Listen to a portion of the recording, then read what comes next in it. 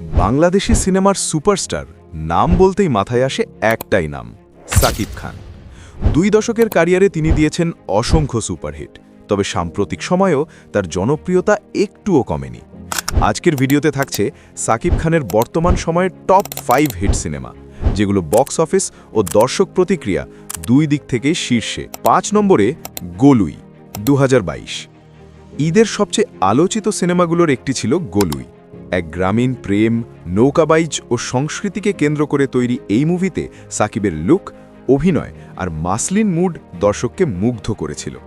সিনেমাটি সরকারি অনুদানপ্রাপ্ত হওয়ায় দেশজুড়ে আলোচনায় তুঙ্গে ছিল এবং ঈদে হলে ভালো ব্যবসাও করে।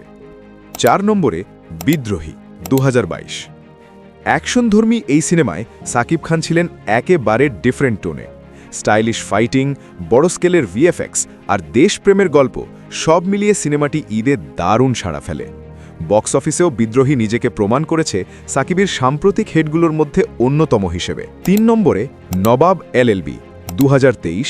আইন আদালতের পটভূমিতে তৈরি নবাব এলএলবি প্রথমে আলোচনায় আসে সেন্সর ইস্যুতে, কিন্তু ওটিটিতে আনকাট ভার্সন রিলিজ হতেই দর্শকরা পেয়ে যায় তীব্র গল্প, শক্তিশালী ডায়ালগ আর সাকিবের নতুন টাইপের পারফরমেন্স। এই সিনেমার সফলতা ছিল মূলত ডিজিটাল প্ল্যাটফর্মে, যা সাকিবের ক্যারিয়ারে বিরাট পরিবর্তন আনে। 2 নম্বরে গোলুইয়ের পরবর্তী বড় হিট প্রিয়তমা, 2023। 2023 সালের ঈদে মুক্তি পাওয়া প্রিয়তমা ছিল সাকিব খানের কামব্যাক লেভেলের একটি হিট। রোম্যান্স ও অ্যাকশনের মিশ্রণে পুরো সিনেমাতেই সাকিব ছিলেন আলফা লুকে।